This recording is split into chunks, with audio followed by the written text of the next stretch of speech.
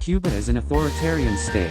The 2019 Constitution codifies that Cuba remains a one-party system in which the Communist Party is the only legal political party. In national elections held in October 2019, Miguel Díaz-Canel was declared the winner of the role for president. He assumed the presidency, an office re-established following a constitutional referendum held in February 2019, after replacing Raúl Castro as first secretary of the Cuban Communist Party, which was until then the highest political entity of the state by law. Elections were neither free nor fair nor competitive. The Ministry of Interior controls police, internal security forces, and the prison system. The ministry's National Revolutionary Police is the primary law enforcement organization. Specialized units of the ministry's state security branch are responsible for monitoring, infiltrating, and suppressing independent political activity. The national leadership, including members of the military, maintained effective control over the security forces. There were reports that members of the security forces committed numerous abuses.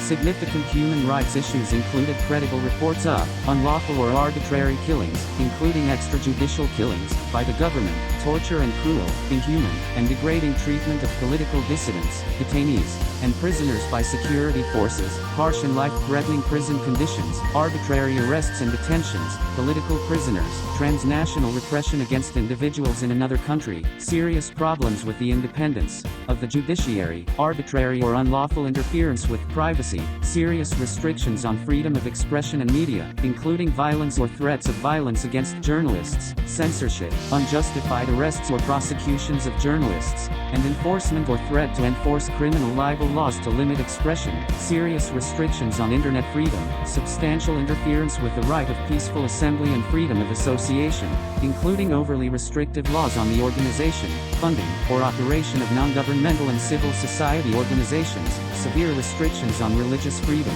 restrictions on freedom of movement and residence within the country and on the right to leave the country, inability of citizens to change their government peacefully through free and fair elections, serious and unreasonable restrictions on political participation, serious government corruption, lack of investigation of and accountability for gender-based violence, including femicide, trafficking in persons, including forced labor, and outlawing of independent trade unions.